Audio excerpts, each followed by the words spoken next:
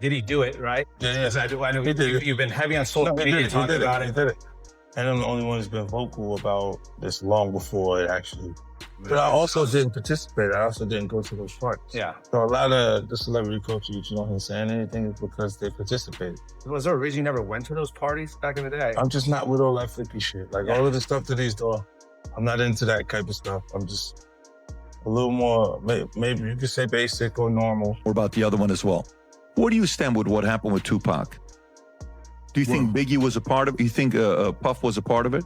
I never heard Puff say anything about doing anything to Big. I mean, Tupac or Suge. Right. I've heard people around Puff say things about that, but I never heard. How do you think he's taking this? Me knowing Diddy personally, I know the old Diddy. The old Diddy probably would have fell on his knees crying and going crazy. But you gotta realize we looking at the 2025 Diddy that was on all kinds of drugs. Like he said, those 20-something years that he was on the drug changed him, bruh. Changed who he was as a person, a man, a friend, a fellow crew member. It changed him. He was no longer the dude that we knew as Puff. So my whole thing about it is that old Diddy would have fell out. He couldn't take it. He wasn't built like that. But drugs and money and power change who people are. And this Diddy was a changed dude. So now he'll come out probably a better person, because I don't think he would ever want to ever after this do anything to get back in jail. But then again, I've seen dudes that say they ain't going back and they go back. I've seen dudes come out and say they never going back and they never go back. You never know. I just believe that this is going to change him for the better. I hope it do,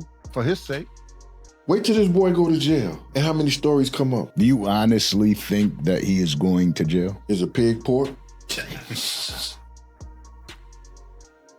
I look and I go, oh, that's your big homie, right? So you image yourself after a gay painter. Your big homie want to look like a gay painter. What are we talking about here? We're talking about Basquiat. He wants to look like a gay painter. Gandiel just broke his silence, and what he's finally saying changes the entire conversation around that Netflix Diddy documentary. You remember the one that shot to #1 overnight. What most people don't realize is that some of the most damaging footage and testimony never made it to the screen, not because it didn't exist, but because it was considered too risky to show. And now, the man who lived through it all says he's done staying quiet. Gandiel wasn't just another talking head. He was Diddy's bodyguard for years. He wasn't guessing, he wasn't speculating, he was present for the parties, the violence, the business moves, and the moments that never made headlines. He sat down with 50 Cent for nearly an hour, expecting to finally help tell the real story. Instead, what happened behind the scenes pushed him to walk away completely. And that decision explains why the documentary feels like something is missing. Because it is. Here's what most viewers weren't told. Gan was supposed to be in the documentary from the beginning. He believed in the idea. He believed that 50 Cent actually wanted to expose what went on behind the curtain. For a moment, it felt like this might finally be the project that didn't pull punches. But that optimism didn't last long. When Gan met with the director, the tone shifted immediately. He wasn't treated like a key witness. He wasn't treated like someone who risked his life or collected evidence for decades. Instead, he was questioned, dismissed, and spoken to like he was exaggerating his value. Gan had footage, photos, documents, real material that other productions had already paid serious money for. He even had invoices to prove it. None of that mattered. At one point, the director told him that what he was asking for was crazy, that the production didn't spend money like that. When Gan pushed back and showed proof of past payments, he says she accused him of lying. But the moment that ended everything was when she said something that stuck with him.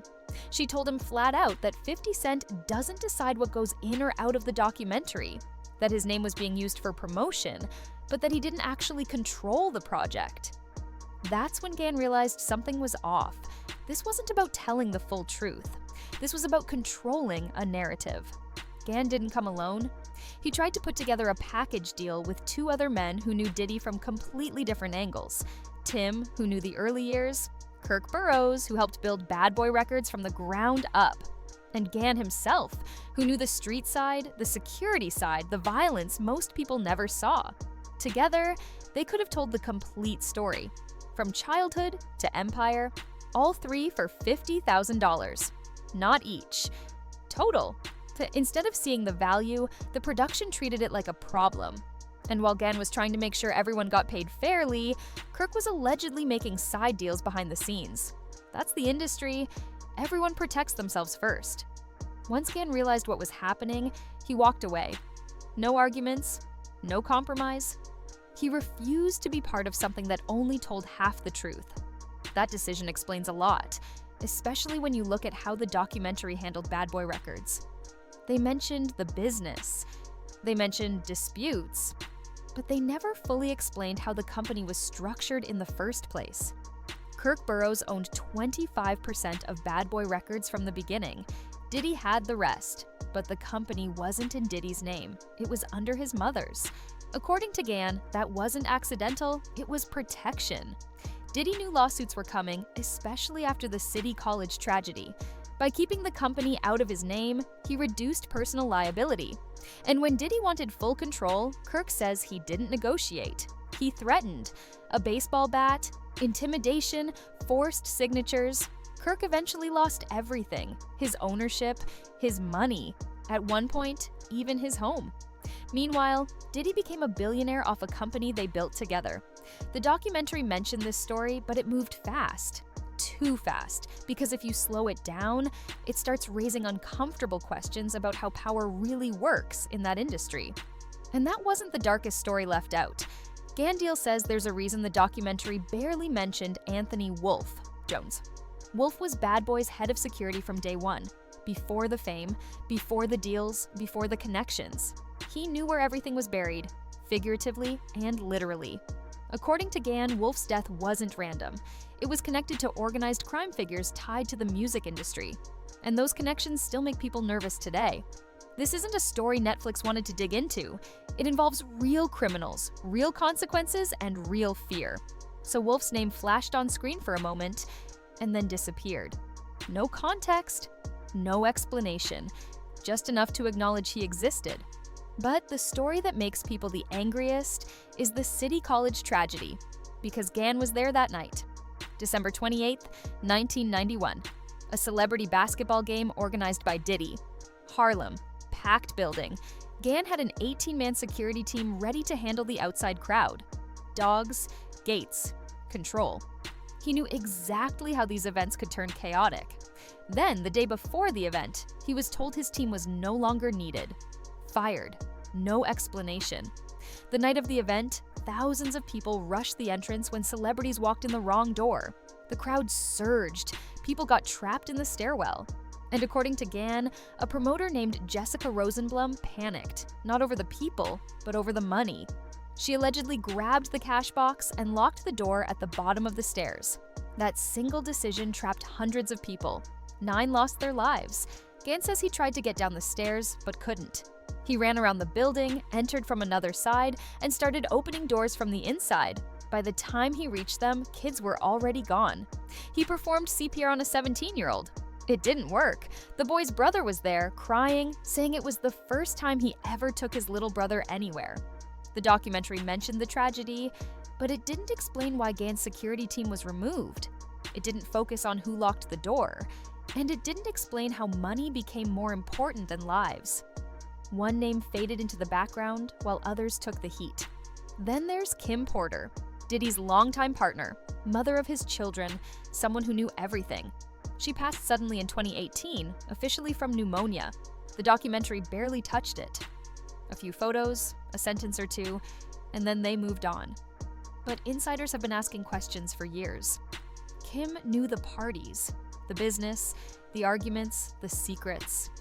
And yet her story remains one of the quietest parts of the entire saga. Gann knew Kim personally. He protected her at times. He says there's a reason that subject feels untouchable. And she wasn't the only missing piece. Think about this. Diddy threw massive parties for decades. Actors, rappers, athletes, politicians, everyone went. But somehow, the documentary shows almost no celebrity involvement. No first-hand stories, no accountability beyond Diddy himself. Gann believes that wasn't accidental. He believes powerful people paid to keep their names out of it. Careers were protected, reputations preserved. Diddy became the face of everything while others stayed clean. And at the end of the day, money talks louder than truth. Even the footage that made the documentary controversial raises questions. The hotel room videos, Diddy speaking with his lawyer, private conversations, NDAs, ownership issues. Diddy's legal team sent a cease and desist, calling the footage unauthorized. Netflix claimed it was obtained legally, but wouldn't explain how. 50 Cent hasn't said a word. The videographer hasn't spoken publicly. Gann points out a pattern. Diddy has a history of not paying people. If someone filmed him and didn't get paid, that footage becomes leverage or revenge. Either way, the silence around its origin says a lot. And the violence, that wasn't new. After Gann stopped working for Diddy, Misa Hilden asked him for protection. She was afraid. She wanted to go out without worrying. Gann told her the truth. If Diddy saw her with him, nothing would happen. Diddy knew Gann wasn't scared. The documentary included a story from Eric's sermon about Diddy attacking Misa in public, swinging on her, challenging Eric to fight, and everyone freezing. Gann says if he had been there, it wouldn't have gone down like that. He says the industry knew Diddy had an issue with violence toward women for years. People just ignored it. When the Cassie video surfaced, the public was shocked. Gann wasn't. He says the only difference was that this time, there was footage. So after watching the documentary, what does Gann really think? He says it's old news. Not for the public, but for the industry. The stories were known, the behavior wasn't surprising, it was just packaged cleanly for a mainstream audience.